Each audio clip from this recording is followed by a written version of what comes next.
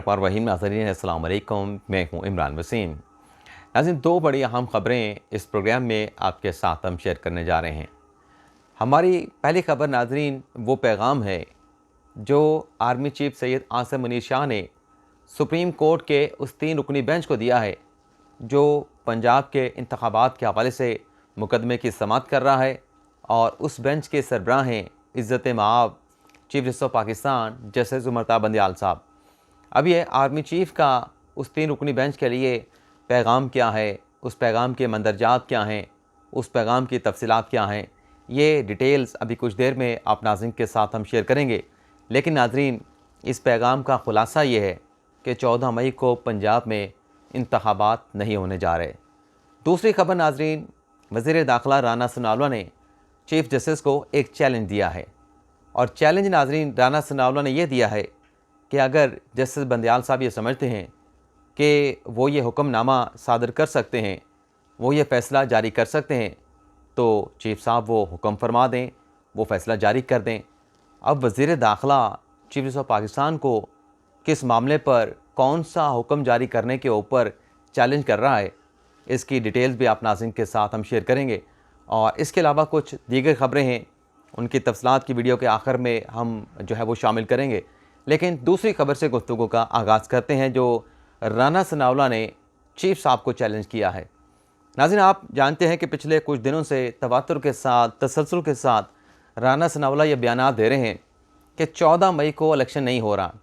इन्होंने जितना ज़ोर लगाना है ज़ोर लगा लें, लेकिन 14 मई को इलेक्शन नहीं होगा। लेकिन ये जो बयानात हैं, इन बयानात के जो मुखातब हैं वो पाकिस्तान तहरीक इंसाफ है। हुकूमती इत्तेहादी सियासी जमातों का जो एक मुखालिफ है वो पाकिस्तान तहरीक इंसाफ है। इन तमाम बयानात के, जैसे मैंने कहा कि जो मुखातिब है वो पाकिस्तान तहरीक इंसाफ है, और साथ में राना साहब ने यह भी कह दिया कि अगर 14 मई को इलेक्शन हुआ, इस इलेक्शन को कोई कबूल नहीं करेगा। लेकिन अब की मर्तबा, जैसा कि आप नाज़रीन जानते हैं, राना सनाउल्लाह साहब ने जो चैलेंज किया है वो इस बात पे किया है जो सुप्रीम कोर्ट ने 4 अप्रैल को हुक्म सादर किया कि 21 अरब के जो फ़ंड्स हैं वो 10 अप्रैल तक जारी कर दिए जाएँ। 10 अप्रैल को वफाकी हुकूमत ने वो फ़ंड जारी नहीं किए, और फिर सुप्रीम कोर्ट ने उस डेडलाइन को एक्सटेंड कर दिया 17 अप्रैल तक। 17 अप्रैल को भी हुकूमत की जानिब से फ़ंड इलेक्शन कमीशन को जारी नहीं किए गए, और मामला कौमी असम्बली में भिजवा दिया गया। फिर उसके बाद एक तीसरे ट्रैक के ऊपर एक नई विंडो जो है वो ओपन की गई, जिसमें मुज़ाकरात के ऊपर जो है नई अदालती कार्रवाई का आगाज़ हुआ, जिसमें हुकूमती इत्तेहादी सियासी जमातों को 27 अप्रैल तक की मोहलत दे दी गई है कि आप 27 तक जो है मुज़ाकरात के हवाले से कुछ पेशरफ्त करके अदालत को आगाह कर दें। लेकिन उसी दिन जो समाअत सुप्रीम कोर्ट में हुई, 3 रुकनी बेंच ने यह भी हुक्म सादर कर दिया कि 27 अप्रैल तक जो 21 अरब के फ़ंड्स हैं वो जारी किए जाएँ। तो राना साहब ने एक मरतबा फिर कह दिया है, हुकूमत ने एक मरतबा फिर इस बात का इजहार कर दिया है कि 21 अरब के फ़ंड तो हम 27 अप्रैल को भी जारी नहीं करने जा रहे। और राना सनाउल्लाह साहब ने अब पैगाम या चैलेंज चीफ साहब को ये दिया है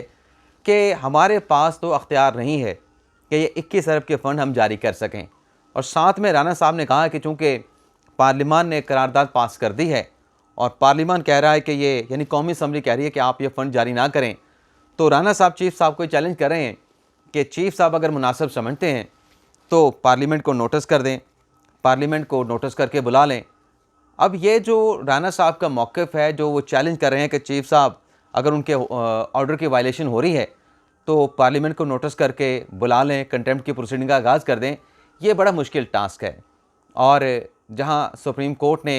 बारहा इस बात का इंदिया दिया है कि 90 रोज़ में इलेक्शन करवाना आइनी तकाज़ा है,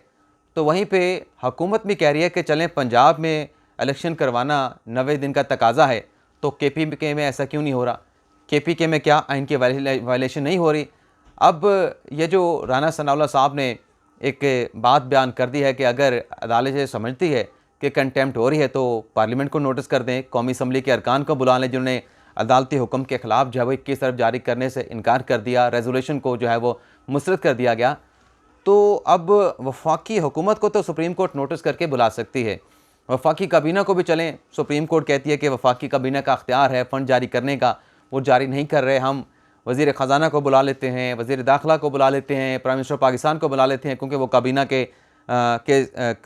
इजलास को चेयर करते हैं, काबीना को चलाते हैं। लेकिन यहाँ पर तो अब मामला राना साहब कह रहे हैं कि क्योंकि पार्लियामेंट ने अख्तियार नहीं दिया, पार्लियामेंट पैसे जारी नहीं कर रही, तो सुप्रीम कोर्ट के लिए पार्लियामेंट के अरकान को जो है वो नोटिस करके बुलाना और अदालत में जो है वो तलबी का नोटिस उन्हें देना, ये मेरे ख्याल से एक बड़ा चैलेंजिंग किस्म का चैलेंज जो है वो वज़ीर दाखिला राना सनाउल्लाह साहब ने जो है वो सुप्रीम कोर्ट के 3 रुकनी बेंच के सरबराह उमरता बंदयाल साहब को दे दिया है। लेकिन आज आपको ये भी बता दें कि अब ये चैलेंज तो है कि हुकूमत पार्लियामेंट को नोटिस करती है नहीं करती। वहीं पे राजा परवेज़ अरशद साहब जो हैं, जिन्होंने पिछले दिनों एक इंटरव्यू दिया जिसमें उन्होंने कहा कि अगर सुप्रीम कोर्ट ने कानून साजी करनी है या सुप्रीम कोर्ट के कहने के ऊपर कौमी असम्बली कानून साजी करेगी कि कौन सा कानून बनाना है कौन सा कानून नहीं बनाना, तो फिर आइन साजी भी सुप्रीम कोर्ट कर ले और ये ढोंग, ये तमाशा, ये ड्रामा भी ना किया जाए कि मुल्क में इलेक्शन करवाए जाएँ, फिर इलेक्शन करवाने की भी ज़रूरत नहीं, फिर इलेक्शन भी सुप्रीम कोर्ट करवा ले, कानून साजी भी सुप्रीम कोर्ट कर ले और आइन साजी भी सुप्रीम कोर्ट कर ले, तमाम अख्तियारात जो है वो सुप्रीम कोर्ट अपने पास रख ले। तो ये पार्लियामेंट जो है वो डट गई है अपने फ़ैसले के ऊपर कि 21 अरब जो है वो जारी नहीं होने। और इसमें भी ये ये जो इस्टेब्लिशमेंट जो है, जो राना सनाउल्लाह साहब ने अपना स्टेटमेंट दिया, इसमें कहा कि इस्टेब्लिशमेंट हमारे साथ है और वफाकी हुकूमत हमारे पास है। इस स्टेटमेंट में भी ये जो राना साहब का जुमला था, इसके अंदर भी नाज़रीन एक पैगाम मौजूद है। वो पैगाम नाज़रीन हमारी उसी ख़बर के साथ जो जाके अटैच हो जाता है जो आर्मी चीफ सैयद आसिम मुनीर शाह साहब ने जो 3 रुकनी बेंच को मैसेज दिया है। अब आसिम मुनीर शाह साहब जो हैं वो 3 रुकनी बेंच को क्या पैगाम दे रहे हैं, आप नाज़रीन जानते हैं कि हर ईद के मौके के ऊपर, चाहे वो ईद उल फितर हो चाहे वो ईद उल अज़हा हो, ISPR की जानिब से हर ईद के रोज़ एक कलामिया जारी होता है जिसमें यह कहा जाता है कि आर्मी चीफ ने ईद का जो दिन है, पाक फ़ौज के जो सरहदों पर मामूर जवान हैं, जो सिक्योरिटी की ज़िम्मेदारियाँ सर अंजाम दे रहे हैं, जो मुल्क की सरहदों की हिफाजत कर रहे हैं, आर्मी चीफ ने ईद का दिन उन जवानों के साथ गुजारा। तो आज भी इसी किस्म का एक एलामिया जारी किया गया और ये नाज़रीन जो एलामिया आता है ISPR का, अब तो इसमें ये एलामिया इस हवाले से कि आर्मी चीफ वहाँ पे गए, जवानों के साथ मुलाकात की, ईद के दिन के ऊपर मुलाकात की, ये कोई ख़बर नहीं। अब तो ख़बर ये होगी कि कोई पिछले कुछ सालों से यही एक ट्रेडिशन चलती आ रही है, ये रवायत चलती आ रही है, लेकिन ख़बर, अगर मैं ये कह रहा हूँ कि अब ये ख़बर उस वक्त नहीं होगी जब किसी ईद के मौके के ऊपर आर्मी चीफ जो हैं वो बॉर्डर एरियाज में नहीं जाते, जवानों के साथ मुलाकात नहीं करेंगे ईद के दिन के ऊपर, तब उसको ख़बर कहा जाएगा। अब तो ये रूटीन की कार्रवाई बन गई है। लेकिन इसी मतलब दौरे के दौरान, इसी विज़िट के दौरान जो आसिम मुनीर शाह साहब थे, जो एलामिया ISPR ने जारी किया,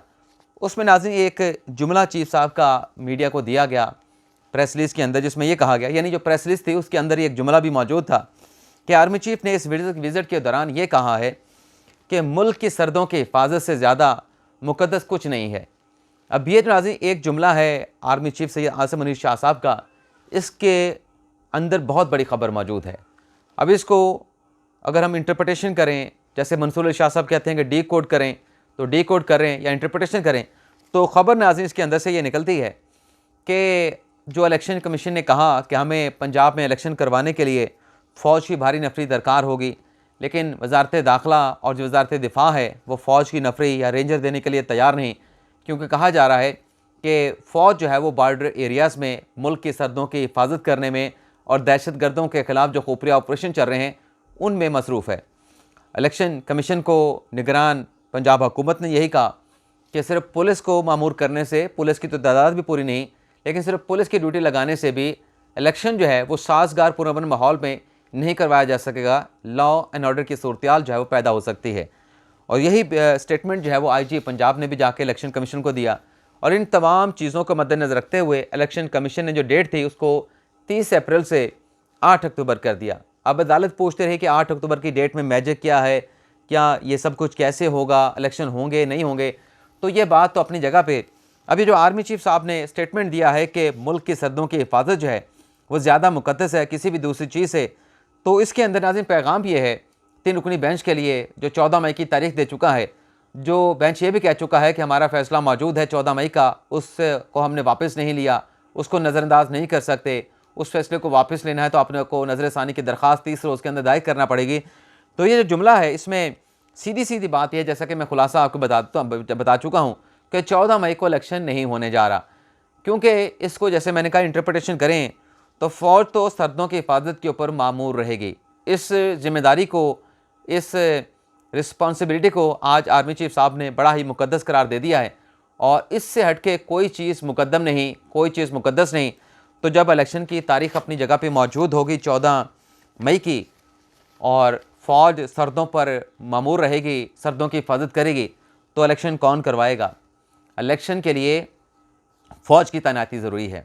पुरअमन हालात में, साजगार माहौल में, लॉ एंड ऑर्डर की सूरत हाल को कंट्रोल करने के लिए अगर इलेक्शन करवाना है तो फ़ौज की तैनाती आप यूँ समझ लें कि उसके बगैर तो इलेक्शन का तस्वर है नहीं। उसके बगैर इलेक्शन जो है वो साजगार माहौल में पुरअमन अंदाज से हो नहीं सकते।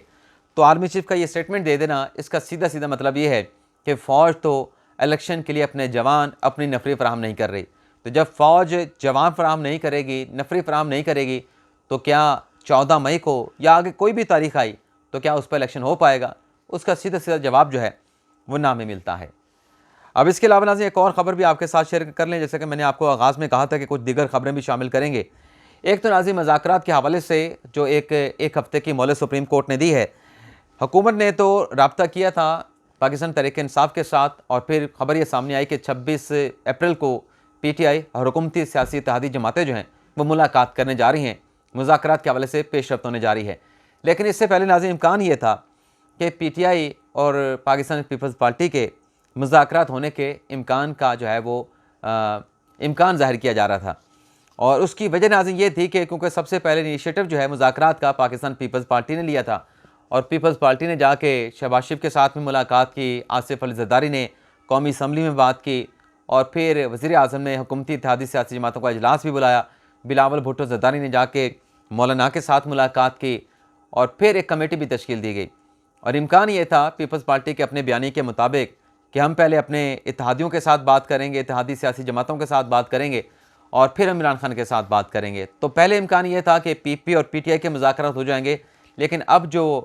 रोशनी की किरण एक सामने आई है मुज़ाकरात के हवाले से वो ये है कि हुकूमत की इत्तेहादी सियासी जमातें बराह रास्त जो हैं वो PTI के साथ मुज़ाकरात करने जा रही हैं। अल्लाह करे इन मुज़ाकरात का कोई अच्छा नतीजा निकले, ऐसा नतीजा जो पाकिस्तान के लिए, पाकिस्तान के मुस्तकबिल के लिए एक नया ऐसा सूरज जो है वो उभरे इस फैसले से जो पाकिस्तान को बेहतरी की तरफ लेके जाए। लेकिन नाज़रीन शाह महमूद कुरैशी साहब की पोजीशन जो है वो कमज़ोर हो गई है और शाह साहब की पोजीशन इस बात के ऊपर कमज़ोर हुई है कि शाह साहब को टिकट नहीं मिला और शाह साहब का जब ये फैसला नहीं हुआ था कि उन्हें टिकट मिल रहा है, टिकट नहीं मिल रहा, यानी अभी ये फैसला खान साहब ने करना था, तो शाह साहब जो हैं, शाह महमूद कुरैशी साहब जो हैं, बड़े धड़ल्ले के साथ, बड़े डट के स्टेटमेंट दिया करते थे कि देखें इलेक्शन तो 90 दिन के अंदर होना है। शाह साहब कहते थे, शाह महमूद कुरैशी साहब, कि आइन के अंदर लिखा है कि इलेक्शन 90 दिन के अंदर होना है, तो हम 90 दिन की जो लिमिटेशन है उससे बाहर नहीं जाएंगे। हम तो डट के खड़े हैं और सुप्रीम कोर्ट के साथ खड़े हैं कि 90 रोज़ के अंदर इलेक्शन करवाए जाएँ। तो ये शाह साहब बार बार इस किस्म का डट के खड़े होने का बयान, आइन के साथ खड़े हैं, 90 दिन के अंदर इलेक्शन होनी चाहिए, ये शाह महमूद कुरैशी साहब इसलिए दे रहे थे कि उन्हें पंजाब का टिकट दरकार था। वो पंजाब में इलेक्शन लड़ना चाह रहे थे। उन्हें उम्मीद थी कि खान साहब वो हैवी वेट पॉलिटिशियन हैं, पाकिस्तान तहरीक-ए-इंसाफ के वाइस चेयरमैन हैं इमरान खान साहब के बाद,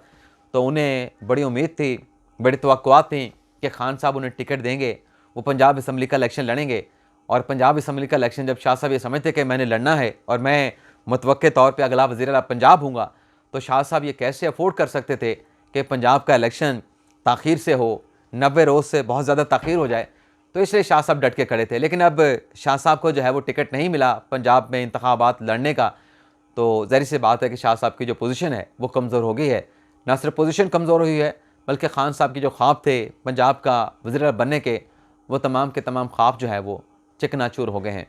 तो ये था नाज़रीन हमारा व्लॉग। आपसे इजाज़त चाहेंगे। अल्लाह ताला हम सबका हामी नासिर हो। अपनी दुआ में याद रखिएगा। अल्लाह हाफ़िज़।